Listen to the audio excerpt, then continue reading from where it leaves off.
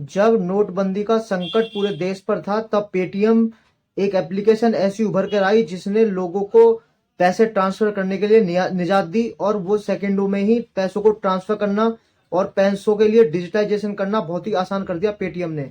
लेकिन आज पेटीएम के साथ क्या हो रहा है इस वीडियो में चर्चा करेंगे। नमस्कार दोस्तों, मैं प्रतीक कुमार एडवोकेट आज फिर एक नई वीडियो में आपका स्वागत करता हूं। उम्मीद करता हूं आप और आपकी फैमिली में सभी बहुत अच्छे होंगे, शुभ में होंगे, मंगल में होंगे। दोस्तों, आप सबसे मैं निवेदन करता हूं, हर एक वीडियो में निवेदन करता हूं, अगर मेरे वीडियोस आपको पसंद आते हैं तो आपसे रिक्वेस्ट है कि मेरे चैनल को सब्सक्राइब करें, मेरे वीडियोस को लाइक करें, कमेंट करें, शेयर करें और नोटिफिकेशन बेल आइकन को ऑन करें ताकि आपको वीडियोस के नोटिफिकेशन मिलते रहें। दोस्तों, जब पेटीएम एक फर्स्ट एप्लीकेशन ऐसी थी जिन्होंने पैसे को ट्रांसफर करना और पैसों को लेना बहुत ही आसान कर दिया, लोगों के लिए सुविधाजनक कर दिया। लेकिन पेटीएम जिस तरह से काम कर रहा था वो काफी लोगों को अच्छा लगा और एक उसका उभरता हुआ जो डायलॉग था पेटीएम करो, वो काफी पॉपुलर हो गया और इस पॉपुलैरिटी में पेटीएम ने बहुत सारी बुलंदियों तक छुआ। लेकिन 2022 में एक नोटिस आरबीआई की तरफ से गया कि आप गाइडलाइंस फॉलो कीजिए, लेकिन पेटीएम ने कहीं भी उन गाइडलाइंस का उल्लंघन किया, यहाँ तक कि पेटीएम बैंक भी बना और ये सब चीजें चलती रहीं।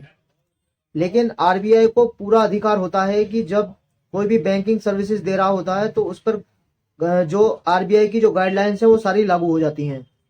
अब पेटीएम ने जो आरबीआई की गाइडलाइंस थी उनका उल्लंघन किया, अब उसका खामियाजा आज के टाइम पे पेटीएम को भुगतना पड़ रहा है। अब समझने की बात यह है, लोगों के अंदर कंफ्यूजन इस बात को है कि पेटीएम में आखिर चीजें क्या हैं, कहाँ दिक्कतें हैं, क्या पेटीएम बंद हो जाएगा, ये सब सारी चीजें मैं अब आपको इस वीडियो में क्लियर करूंगा। दोस्तों, आते हैं हम पेटीएम के ऊपर। एक है पेटीएम वॉलेट और एक है पेटीएम बैंक। एक डेट आरबीआई ने अनाउंस करी है 29 फरवरी 2024। उससे पहले पहले आपको क्या करना होगा उन चीजों का ध्यान रख लीजिए। जब आप पेटीएम के वॉलेट में अगर आपका पैसा कहीं से आना है या फिर उसके अंदर पड़ा हुआ है वॉलेट के अंदर या फिर पेटीएम बैंक के अंदर, तो जो आपके कैशबैक्स हैं वो भी 29 फरवरी तक आपको उसके अंदर आ जाएंगे और आने के साथ साथ अब आपको जो है फिर वो पेटीएम में अपने बैंक में ट्रांसफर कर सकते हैं या फिर आप उनका यूज कर सकते हैं।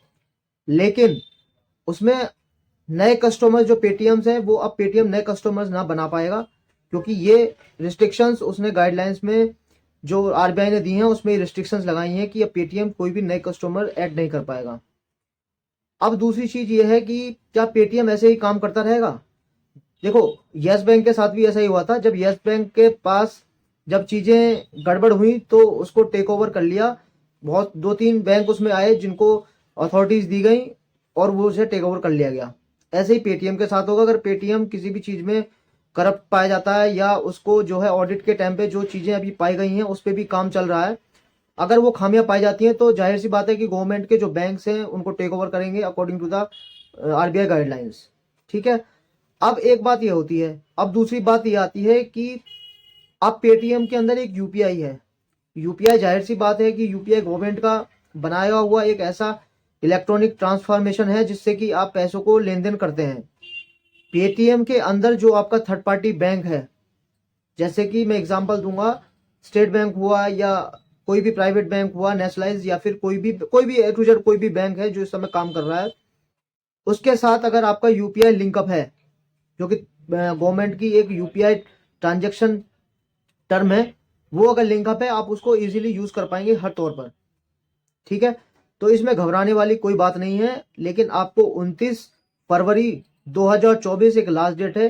पेटीएम का वॉलेट और पेटीएम का जो बैंक है उसमें जो भी पैसा आपका है उसे यूज कर लीजिए या फिर अपने बैंक में ट्रांसफर कर लीजिए डायरेक्ट।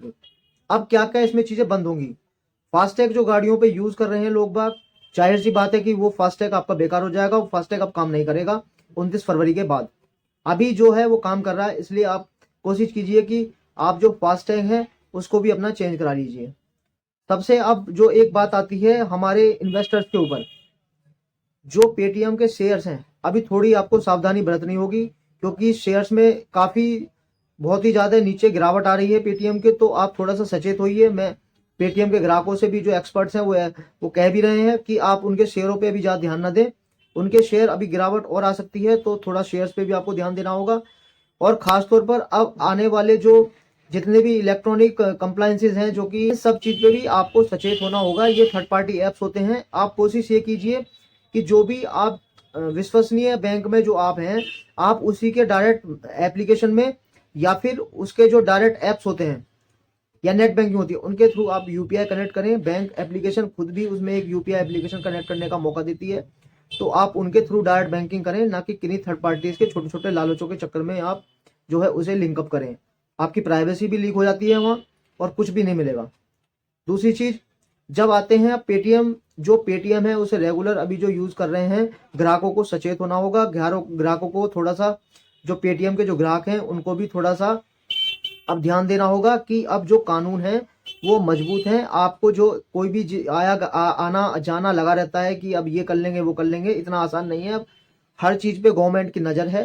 कोशिश ये करिए कि चाहे वो साइबर हो या इलेक्ट्रॉनिक लॉज हो, उनको ना तोड़ें, और प्रॉपर तरीके से आप अपने जो ट्रांजेक्शन जो बैंकिंग के थ्रू कर रहे हैं वो प्रॉपर तरीके से करें, ताकि आपको कहीं भी नुकसान देखने को ना मिले। हो सकता है कि इस तरह के पेटीएम के साथ अभी ऑडिट में जो खामियां पाई गई हैं और भी सीवियर खामियां पाई जाएं तो उसको पूरी तरह से बैन कर दिया जाए।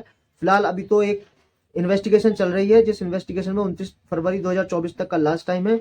तो मैंने बताया अपने फास्टैग को और अपने जो वॉलेट है पेटीएम का और आपका जो पेमेंट बैंक है, इनसे जो अपना पैसा है वो विड्रॉ कर लें। आप अपना पैसा कहीं इस्तेमाल होना हो उसे इस्तेमाल कर लें, क्योंकि अब गिफ्ट कार्ड वगैरह है, ये भी जो पेटीएम सुविधा देता है, गिफ्ट कार्ड की सुविधा ये भी बंद हो जाएगी।